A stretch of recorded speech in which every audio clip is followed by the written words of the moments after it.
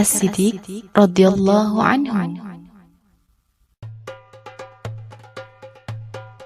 Nama lengkap beliau adalah Abdullah bin Utsman bin Amir bin Amr bin Ka'ab bin Sa'ad bin Taim bin Murrah.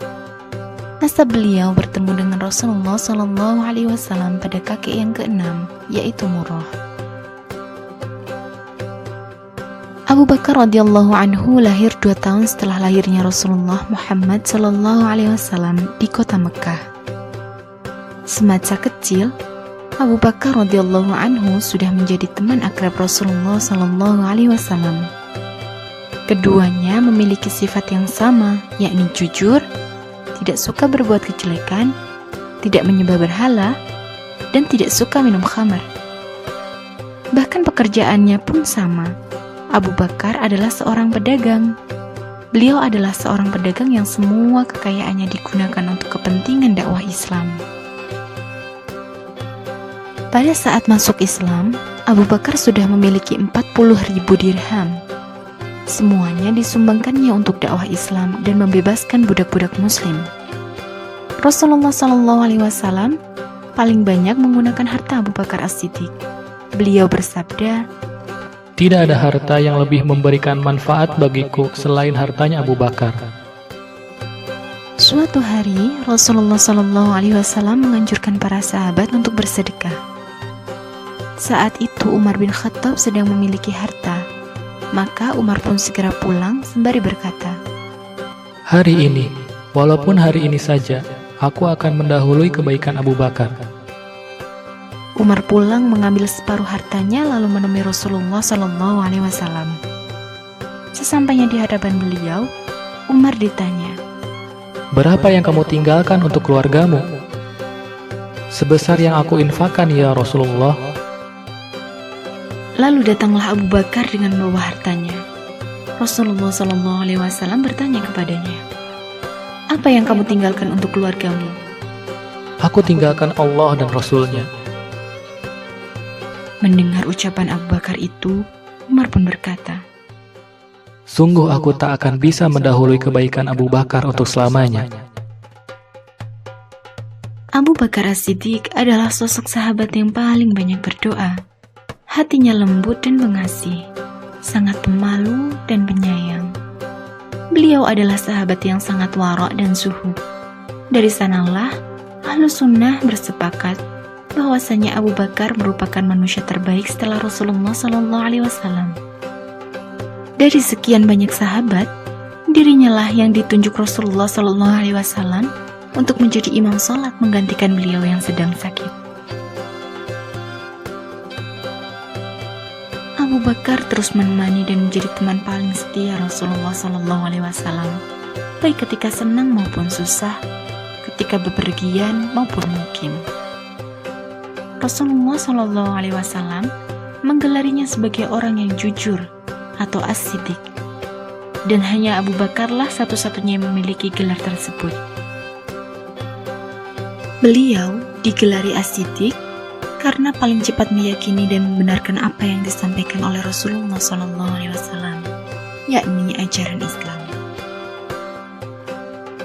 Suatu pagi, Rasulullah SAW memberitahu manusia bahwa beliau semalam telah melaksanakan Isra, yakni perjalanan dari Masjidil Haram ke Baitul Maqdis, dan Mi'raj, yakni perjalanan dari Baitul Maqdis ke Sidratul Muntaha.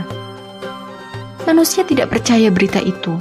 Kemudian mereka mendatangi Abu Bakar dan berkata, "Wahai Abu Bakar, apakah kamu percaya yang dikatakan temanmu Muhammad, bahwa ia pergi ke Baitul Maqdis di malam hari dan sampai di sini sebelum subuh?"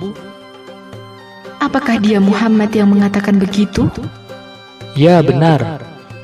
"Kalau Muhammad yang berkata, maka aku akan membenarkan berita dari langit, dan aku akan membenarkan dia berita yang lebih aneh dari itu." Ketika dakwah Islam mulai menyebar ke seluruh penjuru Mekah, orang-orang Quraisy merencanakan pembunuhan kepada Rasulullah SAW. Rasulullah SAW pun hijrah ke Madinah ditemani sahabat setianya Abu Bakar radhiyallahu anhu. Dalam perjalanan itu, Rasulullah SAW dan Abu Bakar dikejar-kejar orang-orang kafir musyrik. Mereka bersembunyi di dalam gua Sur. Hampir saja persembunyian Rasulullah SAW dan Abu Bakar diketahui musuh, karena orang-orang kafir itu pun sampai di gua Sur. Ketika musuh akan masuk ke dalam gua untuk memeriksa keberadaan Rasul dan Abu Bakar, Allah Subhanahu wa Ta'ala menolong mereka dengan adanya sarang laba-laba yang masih menyatu, tidak rusak sedikit pun. Dari sanalah orang-orang kafir berkesimpulan, tidak mungkin Rasulullah dan Abu Bakar ada di dalam gua. Pada tahun ke-11 Hijriah, Rasulullah SAW wafat. Melalui musyawarah yang panjang, akhirnya para sahabat sepakat membaiat Abu Bakar sebagai Khalifatul Rasulillah.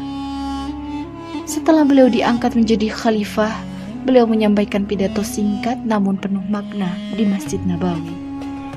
Beliau memuji Allah dan berkata, "Wahai sekalian manusia, sesungguhnya aku telah diangkat menjadi pemimpin kalian, padahal aku bukan orang terbaik di antara kalian. Jika aku berbuat baik, maka bantulah aku. Jika aku berbuat keliru, maka luruskanlah aku. Kejujuran itu adalah amanah, dan kedustaan itu adalah khianat. Orang-orang yang lemah di antara kalian adalah kekuatan bagiku. Semoga aku bisa menunaikan haknya, insya Allah. Dan orang-orang yang kuat di antara kalian adalah lemah, sampai aku ambil kewajibannya secara benar, insya Allah. Tidaklah suatu kaum meninggalkan jihad fisabilillah, kecuali Allah pasti akan menghinakan mereka. Dan tidak suatu kaum melakukan perbuatan keji dan maksiat, kecuali pasti Allah akan menurunkan azabnya.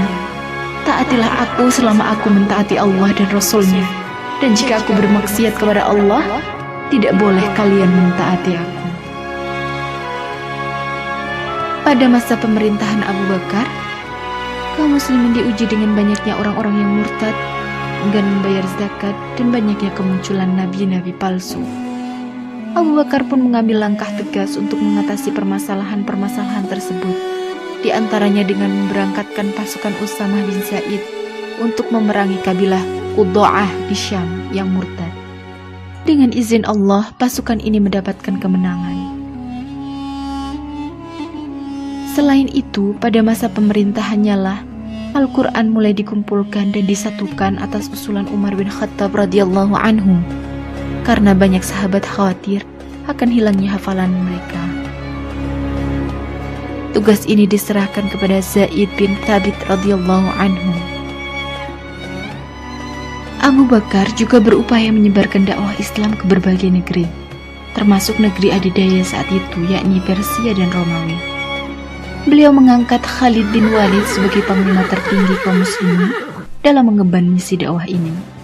Pertempuran sengit pun tidak dapat dihindarkan, baik ketika melawan Persia maupun Romawi.